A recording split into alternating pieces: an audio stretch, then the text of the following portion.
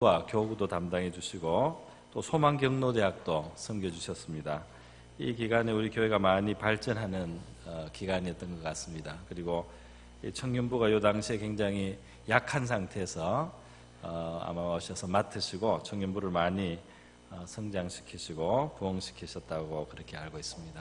지금은 그 면목동에 있는 동명교회 담임 목사님이시고 원래 그 교회 부목사님으로 계시다가 우리 교회에 오셔서 청년부 오셔서 청년부를 많이 일으켜 주시고 또 돌아가시면서 목사님으로 담임 목사님으로 그렇게 부임을 하셨습니다.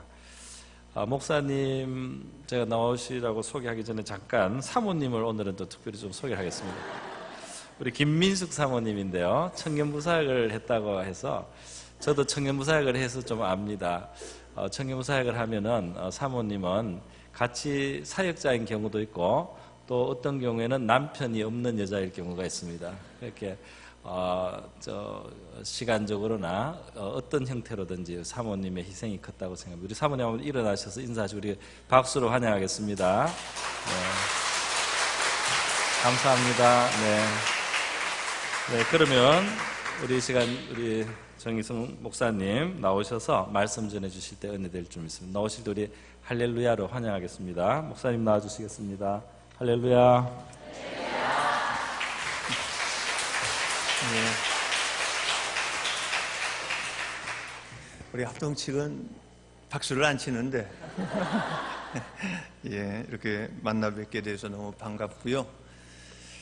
또 늘 여기 서면 드는 생각이지만 마치 친정에 온 것 같은 이러면 안 되는데 내 교회가 있는데 그래도 여러분 이렇게 만나 뵙게 돼서 너무 반갑고 또 이렇게 초청해 주셔서 너무 감사합니다.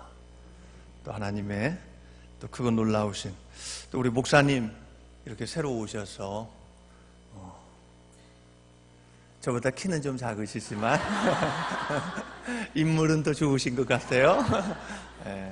어쨌든 좋은 하나님께서 맺어주신 귀한 인연이니 하나님을 우리 주의 종을 통해서 우리 오리동 남부교회가 더욱더 아름답게 부흥하고 성장하기를 간절히 소원합니다. 우리 옆에 계신 분 한번 인사 나누겠습니다. 집사님, 은혜 위에 은혜가 넘치길 바랍니다.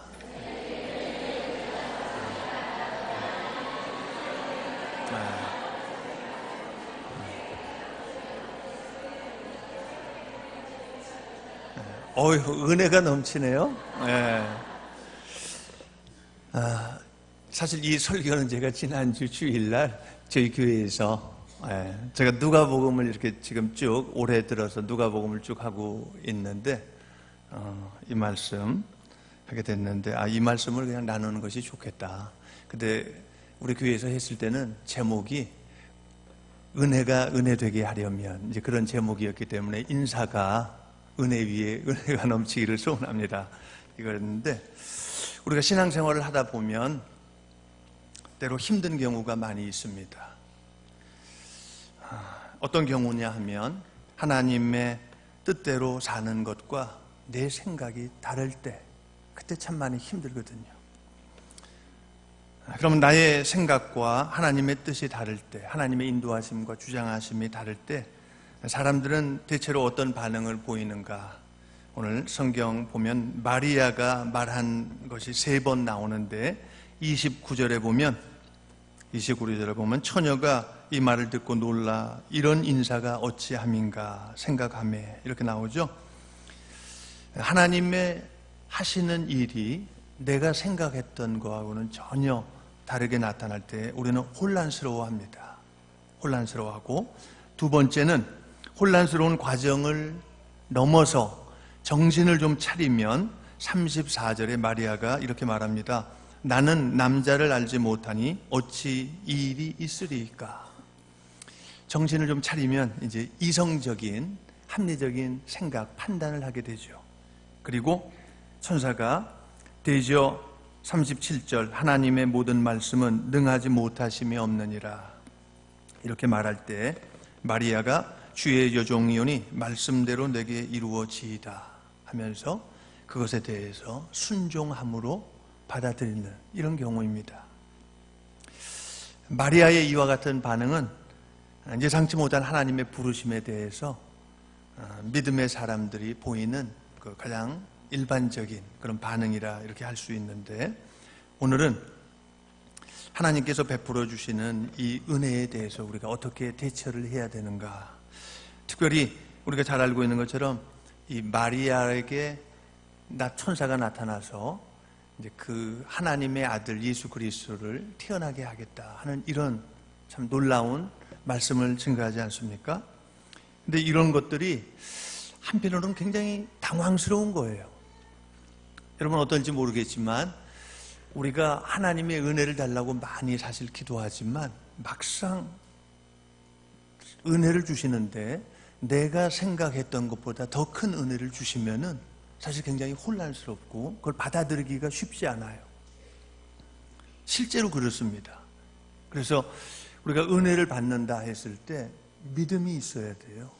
믿음이 없으면 하나님이 우리에게 큰 은혜를 주셔도 그거를 자기 스스로 걷어버리는 경우가 많이 있습니다. 하나님께서 저희 가정에는 이런 경우가 있었어요. 저희 어머님이 이제 사업을 하시다가 이제 실패를 하셨는데, 참 험한 세월을 이제 여러 해를 보내다가 87년도, 1987년도죠. 제가 그때 신학교 4학년이었을 때인데, 무엇을 할까 이러다가 저희 아버님이 목수시거든요. 목수신데 누가 싱크대 공장을 한번 해보라 이런 얘기가 있었어요. 근데 그때는 우리나라에 이제 아파트가 그렇게 많지 아니하고 그럴 때이고 일반 가정에는 싱크대라는 것이 없었습니다. 아파트에만 이제 싱크대가 들어오기 시작했던 때예요. 누군가 해보라 그러니까 그래가지고 뭐 공장도 없고 뭐 집도 없던 그런 상태였기 때문에 누군가에게 말해가지고 빈터를 좀 얻었어요. 천막을 쳤습니다. 파란 천으로 천막을 쳤어. 저희 어머님이 전도사님이셨거든요. 그래가지고 기도를 많이 했습니다. 하나님 앞에 기도를 너무 많이 했어요. 그래서 하나님이 은혜를 주셔서 싱크대 공장에 대한 확신을 얻었어요. 응답을 받았어요. 그래가지고 이거 하면은 분명히 하나님이 응답해 주셨다고 그렇게 말씀을 드리는데, 안타깝게도 저희 아버님이 반응을 안 보이시는 거예요. 반응을. 그 결국은 싱크대 공장을 못했어요. 싱크대 공장을 못하고 5년 후에 싱크대 공장을 했습니다. 근데 그 5년 사이에 우리나라에 싱크대가 다 보급이 됐어요. 네. 그래가지고 5년 후에 했으니까 어떻게 됐겠어요? 그때는 이제 하는 사람들이 너무 많아가지고 문 닫았습니다. 제가 왜 이 말씀을 드리냐면 우리가 무엇인가 잘 되기를 위해서 그렇게 많이 기도를 해도 하나님이 응답을 해 주셔도 내가 그것을 받을 만한, 감당할 만한 그릇이 되지 않으면 그 기회를 놓친다는 거예요. 그때는 싱크대라는 걸 하는 사람이 별로 없어요. 거의 없었어요. 근데 얼마나 집집마다 다 싱크대를 놓으니까 진짜 그 기술을 가르쳐 주신 분은 돈 셀 시간이 없다고 그랬어요. 돈을 얼마나 많이 버는지. 그 복을 놓쳤다니까 글쎄. 너무 아깝죠? 지금 생각해도 진짜 너무 아까운 시기예요. 하나님이 때를 따라 우리에게 은혜를 주시는데 우리가 그걸 감당할 수가 없으면, 그걸 은혜를 은혜로 받아들이지 아니하면 그 은혜도 결국은 물거품이 돼버린다는 거예요. 그러니까 우리가 늘 깨어서 경성하면서 하나님의 인도하심에 귀 기울여야 할 것입니다. 하나님께서 우리에게 은혜를 베풀어 주시는데 진짜 하나님께서 베풀어 주신 은혜가 은혜 되기 위해서는 우리가 꼭 가져야 될 마음 자세가 있습니다. 오늘 본문에 나오는 마리아의 말을 중심으로 해서 은혜가 은혜 되기 위하여 우리가 받아들여야 될 세 가지 태도에 대해서 함께 살펴보겠습니다. 첫째는 나 같은 자를 통해서도 일하신다는 것을 받아들여야 됩니다. 이걸 여러분 꼭 받아들이셔야 돼. 처녀가 이 말을 듣고 29절에 놀라 이런 인사가 어찌함인가. 이 말 속에는 이 미천한, 나같이 미천한 시골 촌동네에 이 어린 나에게 와가지고 이런 인사를 한다는 거예요. 이게 도대체 이게 무엇인가? 그 감당할 수가 없다 그 말이에요. 우리의 생각 속에는 어떤 안 좋은 생각이 자리 잡고 있냐면 하나님이 나 같은 자를 통해서 일하실까 하는 이런 의구심이 있습니다. 아닌 것 같죠? 우리의 마음 깊숙한 저 밑에는 그 마음이 있어요. 하나님이 나 같은 거를 통해서 무슨 일을 하겠어 하는 그런 의구심이 있어요. 이게 좋게 말하면 겸손이지만 사실은 겸손이 아니라 자신에 대한 불신입니다. 자신에 대한 불신이에요. 자기를 믿지 못하는 거예요. 사람들이 왜 자기 자신에 대해서 불신하는가? 그것은 자존감이 매우 낮기 때문에 그렇습니다. 이 낮은 자존감 어디서 오는가? 다른 사람과의 비교의식에서 오는 열등의식이거든요. 이 열등의식이 자리 잡고 있는 한 하나님이 우리에게 은혜를 베푸시기를 원하셔도 그 은혜를 우리가 받아들이지 못한다는 거예요. 왜? 나 같은 것이 어떻게 그 일을 감당할 수 있겠는가? 이렇게 나오는 것이니까. 우리 가문은 별 볼 일 없는 가문이고 또 우리 가문에 무슨 선한 것이 나오겠는가? 실제로 요한복음 1장 46절에 보면 빌립이 나다나엘에게 예수님을 소개할 때 나다나엘이 뭐라고 말하냐면 나사렛에서 무슨 선한 것이 나겠느냐. 이 말은 나사렛이란 동네가 별 볼 일 없는 동네라 그 말이에요. 가슴에 팍 와닿지 않죠? 네. 오류동에서 뭐 선한 것이 나겠느냐 뭐 이런 말이에요. 예, 어떻게 좀 와닿습니까? 예. 이 별 볼 일 없는 나사렛 출신의 이런 어린 소녀에게 자기 마을에 대한 어떤 자부심이 있었겠어요. 자연히 스스로도 별 볼 일 없는 그런 인생이라 이렇게 생각하며 살았을 것입니다. 그런 자신에게 천사가 나타나서 하나님의 아들을 낳을 것이라 얼마나 당황스러워했는지 아마 너무도 당황스럽고 혼란스러웠어요. 그래서 이런 인사가 진짜 어찌 된 건가 정신을 차릴 수가 없었다는 거죠. 여러분 한번 생각해 보세요. 이제 대선이 얼마 남지 않았습니다. 너무 혼란스러운 이런 과정 속에 있는데 누가 천사가 나타나가지고 오류동에서 대통령 나타날 것이나 그러면 여러분 왜 웃으세요? 예? 이 웃으시는 분들은 오류동을 무시하는 분들이야. 예? 사람들이 뭐라고 말할까? 야, 오류동에서 진짜 대통령 날 거야. 이제 두고 봐. 오류동에서 대통령 날 거야. 뭐라고 말할 것 같습니까? 사람들이. 응? 웃기지 마. 그죠? 까불지 마. 좀 심하면 죽는다 너. 그죠? 그렇게도 말할 수 있겠죠. 참 오류동에서 무슨 선한 것이 나겠는가 이렇게 말할 것입니다. 제가 있는 동네가 무슨 동네라고요? 면목동. 면목동 하면 생각나는 말이 면목이 없다. 진짜 1류, 2류, 3류도 아닌 오류동에서 사시는 이곳에 무슨 선한 것이 나오겠습니까? 그죠? 그러나 여러분 하나님의 일하심에는 능치 못함이 없는 줄 믿습니다. 우리 스스로가 하나님의 은혜를 은혜로 받아들이지 않기 때문에 오류동에서 인물이 안 나오는 거예요. 하나님의 역사가 안 나타나는 것이지 하나님이 누구를 통해서든 어떤 일이든 왜 못하시겠습니까?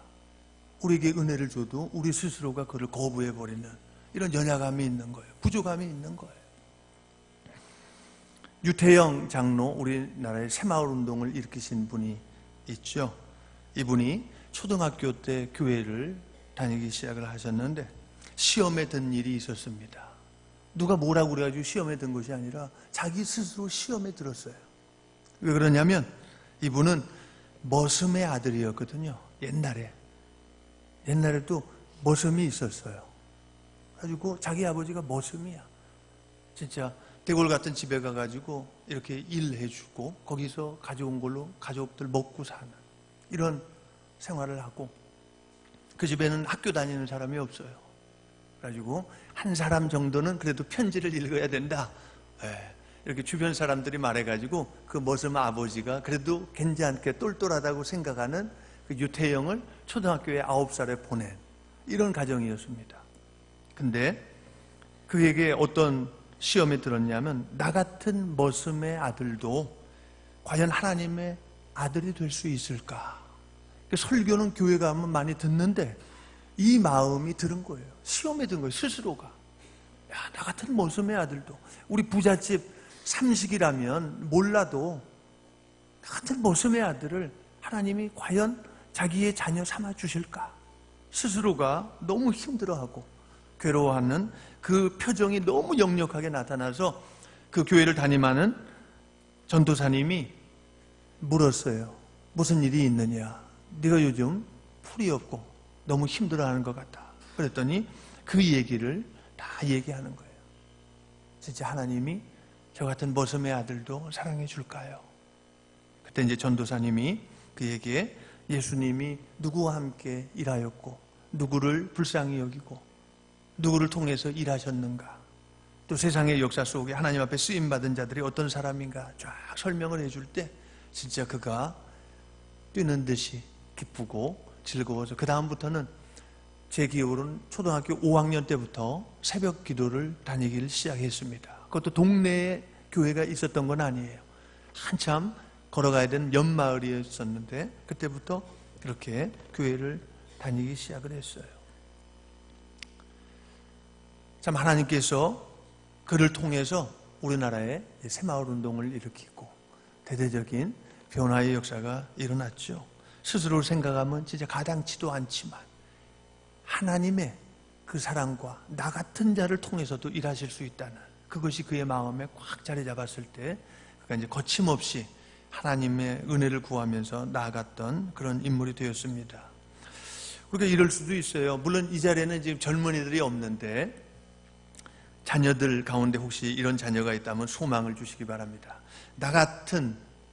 나같이 대학도 떨어지고 재수를 하고 삼수를 해서 지방에 있는 학교를 겨우 나왔는데, 참 서울에 좋은 대학 나온 사람들도 많이 있는데 과연 하나님께서 나 같은 인생을 쓰겠는가?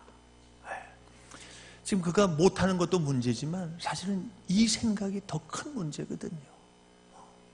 서울에 좋은 대학 나온 사람들도 그렇게 많은데 재수를 하고 삼수까지 했는데도 서울 근처에 가지도 못하고 저 지방에 가는데 과연 나 같은 사람도 하나님이 사랑하시며 나 같은 사람도 쓰실 수 있을까? 여러분, 쓰실 수 있어요, 없어요? 하나님이 그런 자를 통해서도 일하시는 줄 믿습니다. 또 잘생긴 외모에 좋은 대학, 또 좋은 직장 다니는데 나 같은 이런 사람이 무슨 복이 많아서 저런 사람하고 결혼할 수 있겠어 하는 생각을 갖는 사람이 있어요. 제가 뭐 누구라고는 말 안 하지만 진짜 저희 교회라고까지는 한번 말씀을 드려보겠습니다. 저희 교회 참 건장하고 괜찮은 청년이고 진짜 해외에 나가서도 봉사도 하고 참 진짜 신실해요. 너무 좋아. 진짜 집도 부자야. 다 그러는데 그의 마음에 자신의 학교에 대한 자신감이 없어. 그래가지고 너무 좋은 아가씨를 그렇게 소개를 해가지고 꼭 만나보라고 그렇게 애원을 하는데 그의 마음속에 있는 그 생각을 버리지를 못하는 거예요. 나 같은 사람이, 그 아가씨가 삼성을 다닌다고 그러더라고. 어떻게 삼성 다니는 아가씨하고 근데 막 그쪽에서는 막 좋다고 난리를 치는데도 자기는 안 한다는 거예요. 자기는 안 한다는 거. 여러분, 이게 굉장히 중요한 거예요. 우리의 자녀들이 낮은 자존감에 낮은 자존감에 하나님께서 우리에게 은혜를 주시려고 해도 자기 스스로가 그 은혜를 거부하는 거예요. 나 같은 사람이 과연 그런 여자를 아니면 그런 남자를 과연 내가 잘할 수 있겠는가 하는 이런 두려움. 우리가 진짜 하나님께서 일하시면 얼마든지 일하실 수 있는데 우리 스스로가 일하기도 전에도 다 내려놓는다는 것이요. 여러분, 우리 모두는 하나님께서 기뻐하시는 하나님의 자녀인 줄 믿으시기 바랍니다. 어떤 조건이나 자격을 보고 우리를 사랑하시는 것이 아니라는 거죠. 우리를 얼마나 사랑하시는지를 분명하게 보여주는 것이 하나님께서 그의 아들을 십자가에서 못 박혀 죽게 하기까지 우리를 사랑하시는, 그래서 우리를 향한 자기의 사랑을 확증하셨느니라. 자기의 자식을 죽이기까지, 그 정도까지 우리를 사랑하신다는 것을 여러분 꼭 믿으시기 바랍니다. 사실 우리의 문제는 내가 하나님의 사랑을 받는 자녀라는 것을 전혀 생각하지 아니하고 우리 집안이 좋지 않다느니, 배운 것이 많지 않다느니, 좋은 학교 출신이 아니라느니, 가진 것이 없다느니 하면서 기죽어 있는 거예요.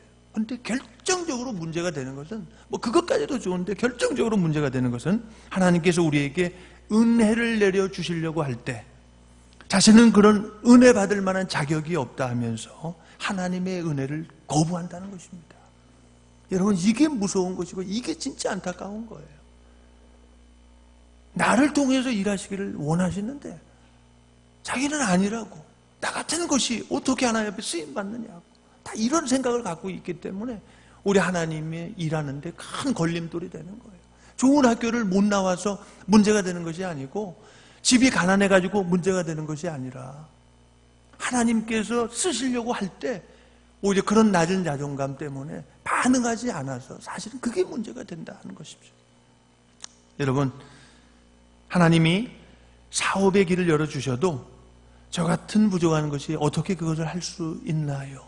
이렇게 반응한 사람도 있어요. 실제로 있습니다. 하나님이 결혼의 길을 열어주셔도 저 같은 부족한 사람이 어떻게 그런 배우자하고 결혼할 수 있나요? 하나님이 들어 쓰시려고 해도 자꾸 자신은 부족해서 못한다고 합니다.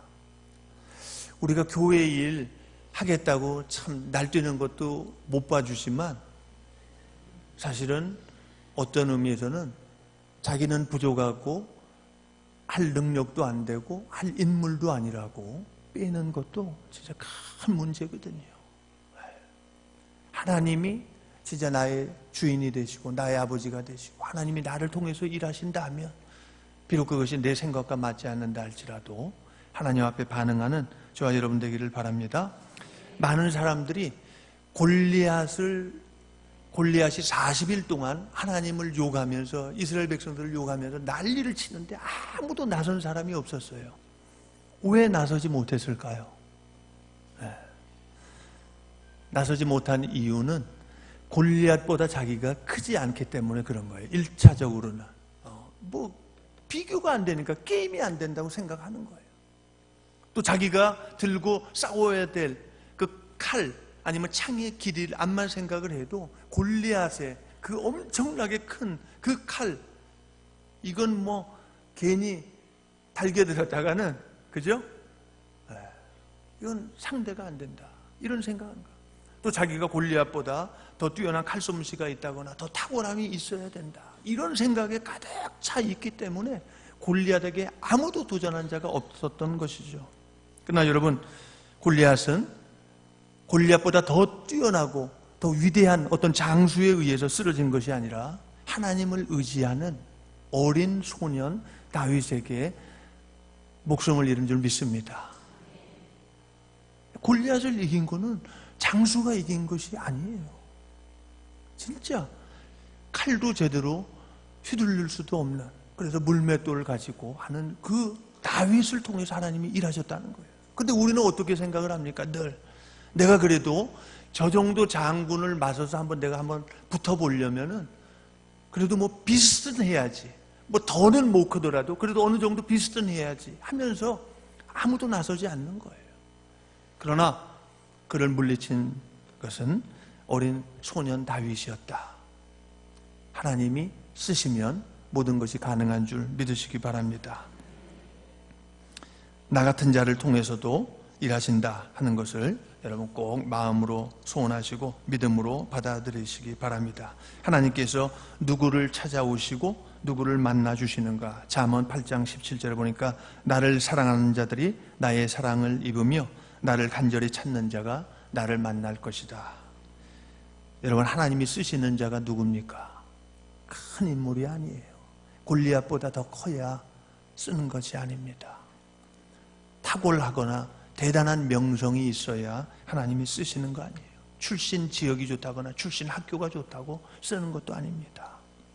주님을 사랑하는 자, 주의 뜻대로 살기 위해 몸부림치는 자, 그런 자를 통해서 하나님이 일하시는 줄 믿으시기 바랍니다.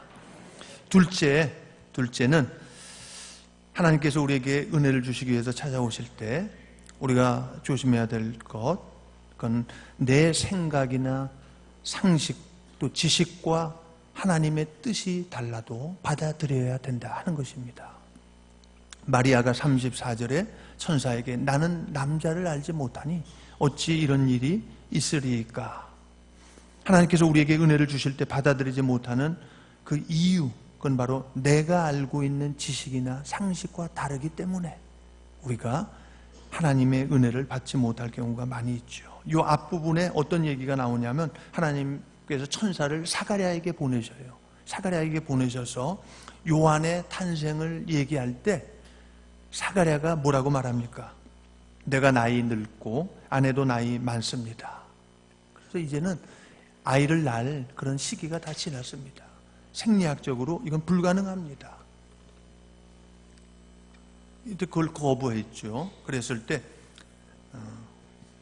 그의 입을 막아버리고 하나님께서 자신의 뜻을 이루어 나가셨습니다. 여러분, 우리가 자신의 생각을 따라 반응하면, 자신의 상식을 따라 반응하면 하나님의 은혜가 은혜되지 못하게 되는 경우가 너무 많이 있습니다. 이스라엘 백성들이 하나님의 약속을 받고 가나안 땅을 향해서 그들이 나아가게 되죠. 가나안 땅을 나아가게 될 때 400년 동안 종로로 다녔던 그 지역에서 나갈 때 하나님이 10가지 재앙을, 10가지 기적을 애굽 가운데 펼치셨습니다. 결국 출애굽을 했어요. 그리고 홍해를 만났을 때 홍해가 갈라지는 엄청난 일이 있었습니다. 또 그들에게 일용할 양식으로 만나를 주셨습니다. 농사하지 아니하도 다 먹고 살 수 있는 만나를 주셨어요. 물이 없을 때는 반석에서 물도 내셨습니다. 또 낮에는 구름 기둥, 밤에는 불 기둥으로 그들을 인도하셨습니다. 아주 좋다고 그러고 잘 따라갔어요. 그러나 이스라엘 백성들이 가나안 땅을 정탐한 이후에 완전히 바뀌어버렸습니다. 가나안 땅을 정탐한 다음에 완전히 바뀌었어요. 민수기 13장 31절 이하에 보면 그들은 우리보다 강하니라. 이스라엘 자손 앞에서 그 정탐한 땅을 악평하여 이르되 우리가 두루다니며 정탐한 땅은 그 거주민을 삼키는 땅이요 거기서 본 모든 백성은 신장이 장대한 자들이며 거기서 네피림 후손인 아낙 자손의 거인들을 보았나니 우리는 스스로 보기에도 메뚜기 같으니 그들이 보기에도 그와 같았을 것이라. 그들이 하나님이 그들에게 약속한 하나님의 축복, 하나님의 은혜의 말씀은 잊어버리고 상대가 우리가 감히 범접하기에는 너무 강한 그런 인물들이라고 해서 자신의 미약함을 바라보며 좌절해 버린다는 거죠. 하나님의 은혜와 하나님의 능력을 믿기보다는 눈에 보이는 것, 그것에 따라서 자신의 상식과 판단, 자신의 지혜를 따라서 그냥 판단해 버리는 것입니다.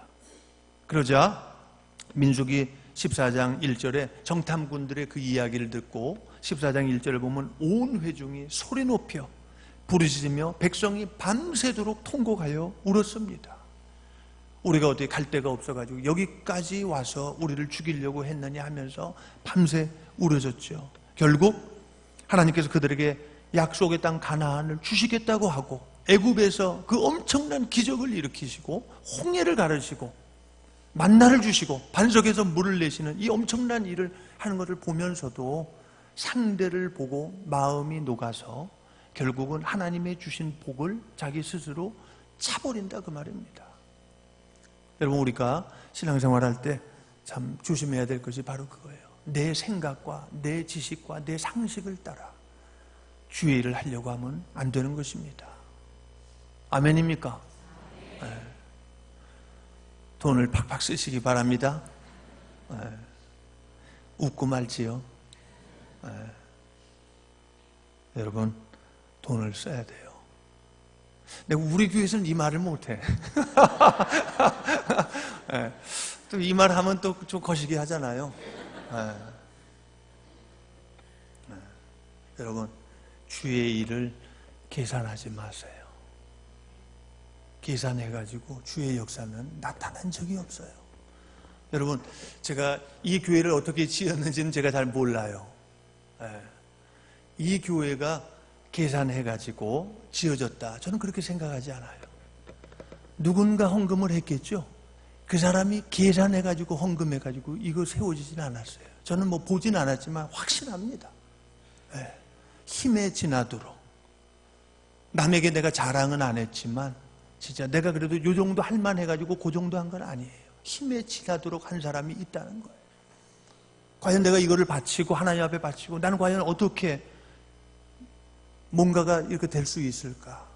그런 마음의 조바심도 혹 있었지만 그럼에도 불구하고 나의 모든 계산을 다 뒤집어 엎어 그리고 하나님 앞에 헌신했을 때 하나님의 일이 되어지는 거 아니겠습니까? 우리가 주의 일을 할 때 또 주께서 여러분을 쓰시고자 할 때 계산해가지고 하지 마시기 바랍니다. 꼭 그러세요? 네. 그래서 어떤 일이 일어났느냐? 그들의 그 합리적인 판단, 이성적인 판단, 논리적인 판단, 그걸 행함으로 복을 놓쳤습니다. 그 민수기 14장 27절에 이렇게 말하고 있는 거예요.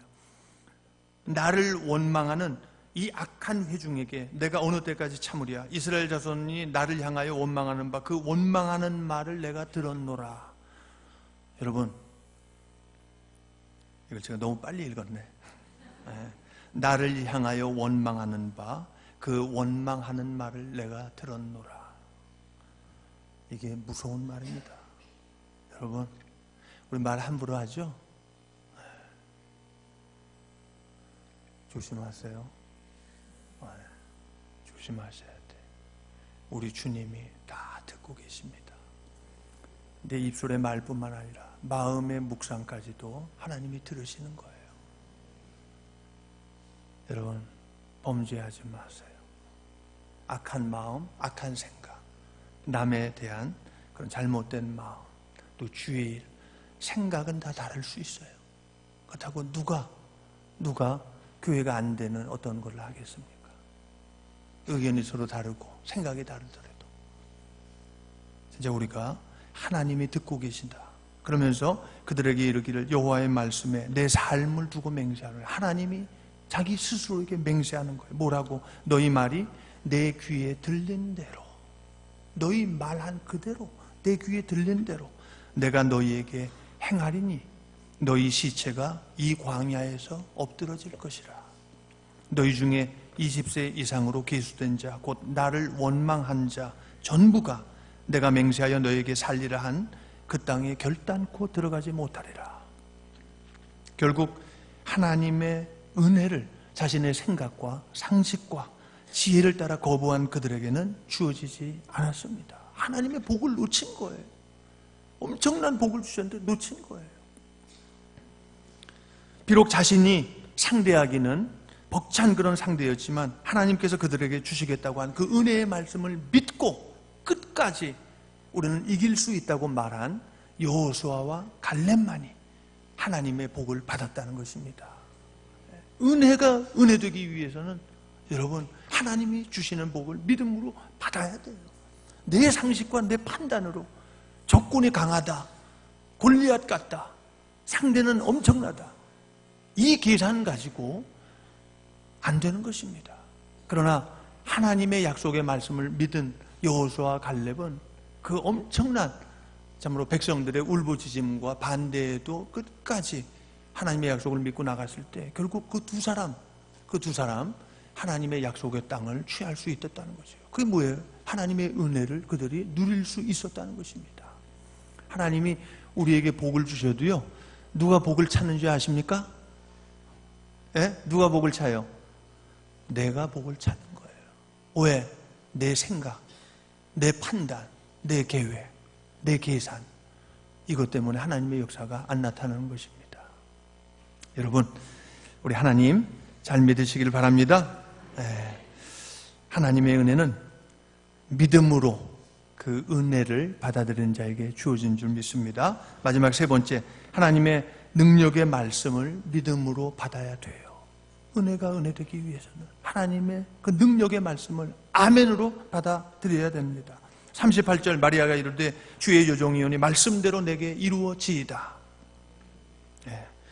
이 말을 하게 된 것은 37절에 대저 하나님의 모든 말씀은 능하지 못하심이 없느니라. 여러분, 하나님의 말씀은 모든 것을 가능하게 한 줄 믿으시기 바랍니다. 불가능한 것을 가능하게 하는 거예요. 하나님이 하시면 가능한 것입니다.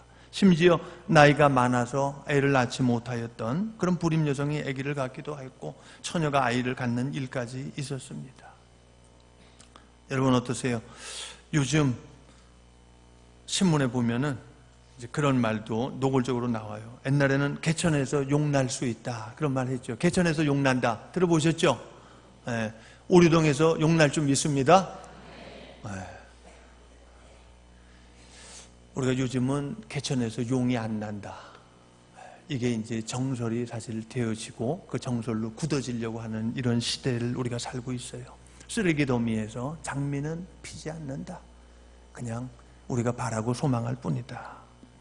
물론 쉽지 않습니다. 그러나 여러분, 말씀이 임하시면 싹이 나고 가지가 뻗어 열매를 맺는 줄 믿습니다.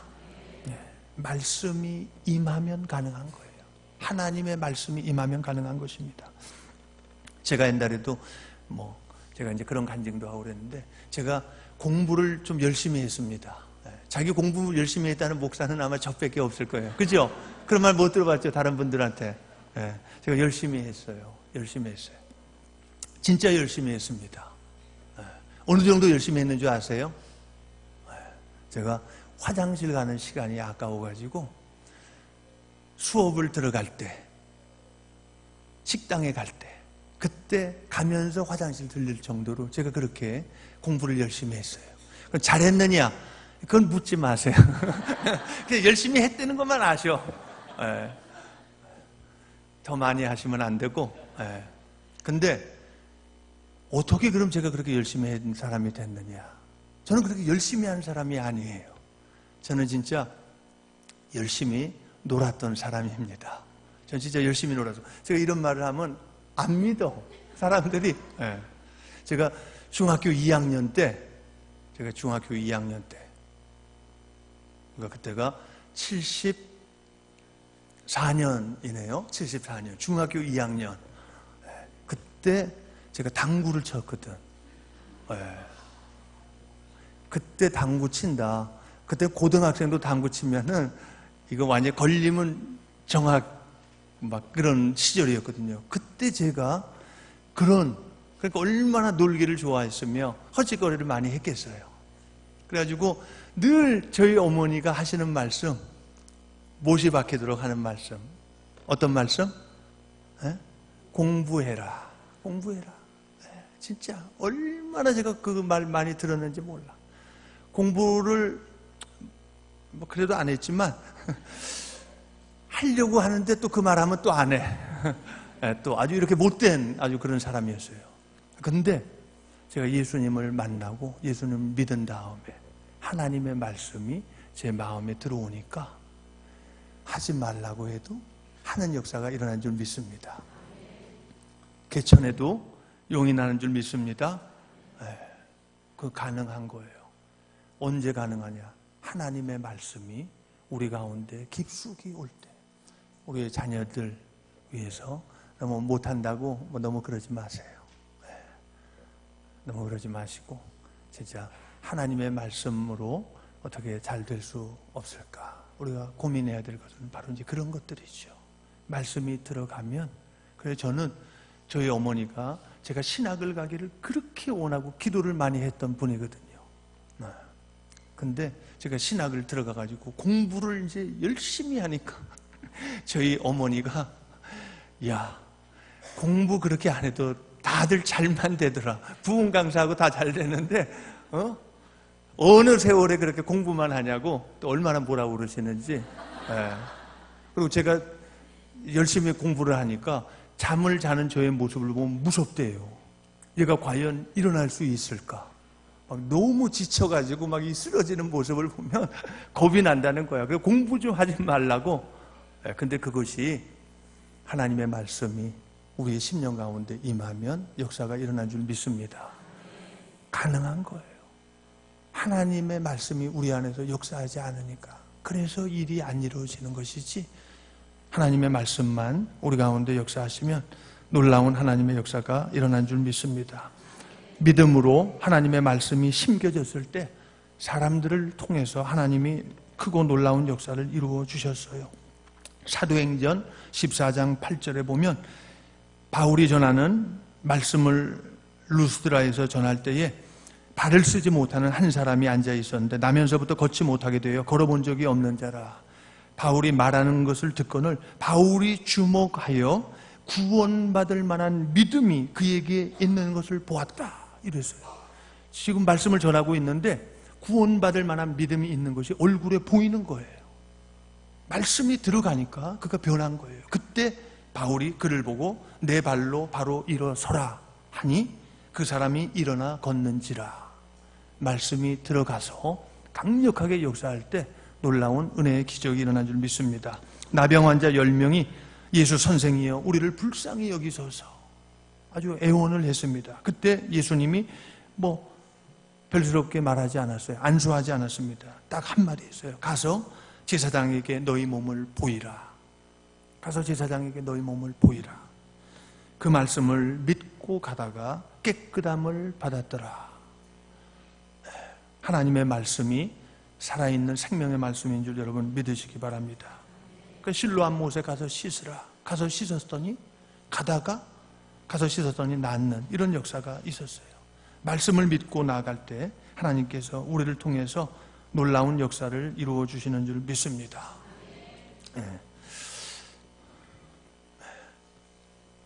제가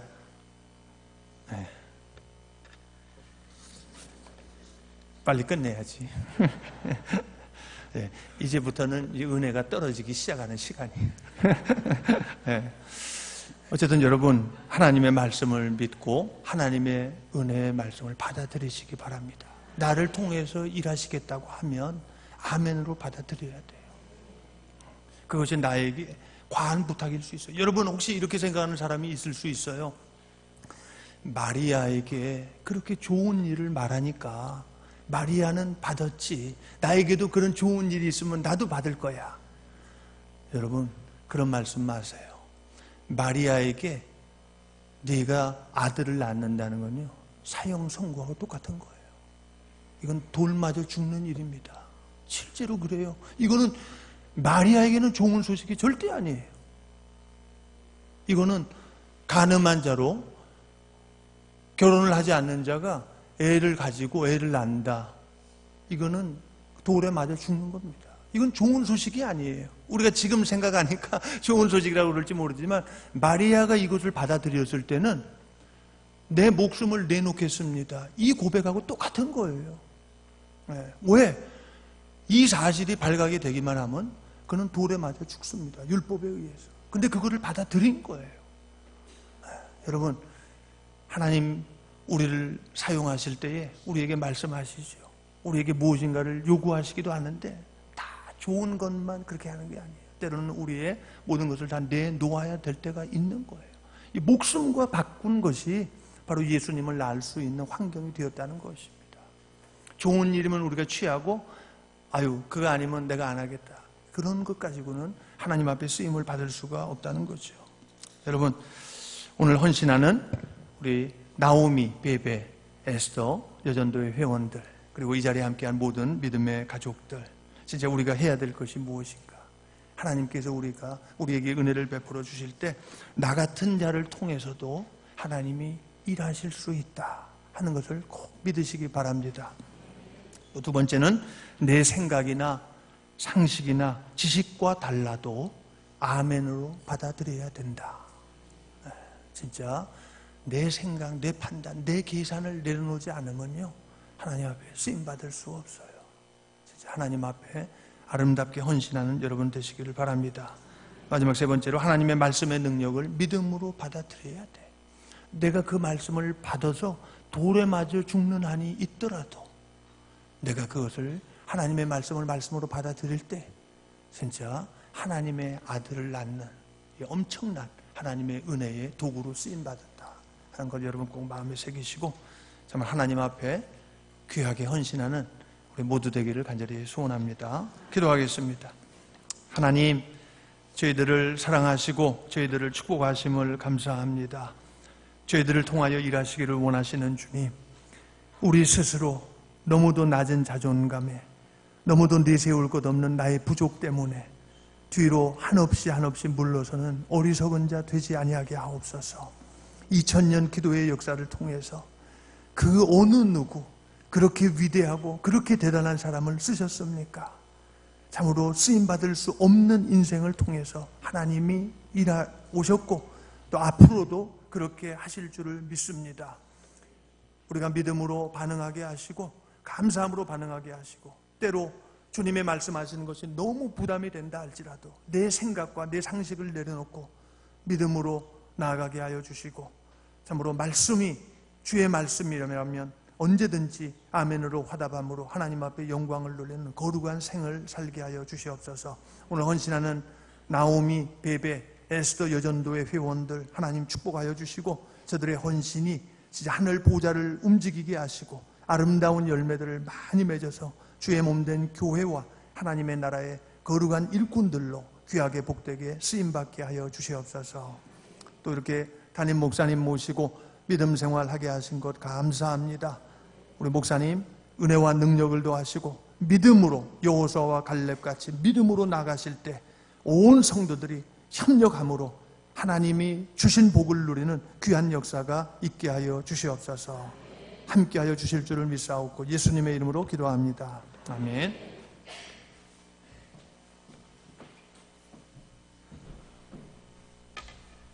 은혜 받으신 줄